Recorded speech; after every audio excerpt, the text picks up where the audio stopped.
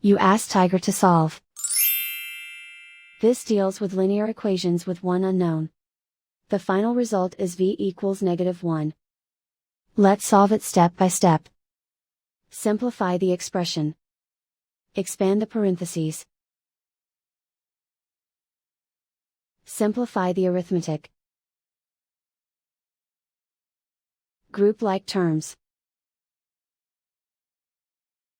Combine like terms.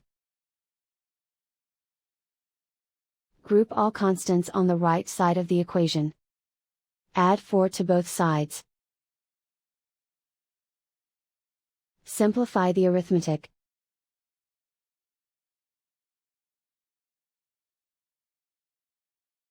Isolate the v.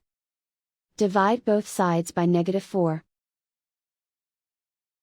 Cancel out the negatives. Simplify the fraction. Move the negative sign from the denominator to the numerator.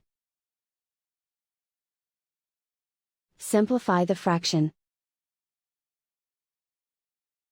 And so the final result is v equals -1.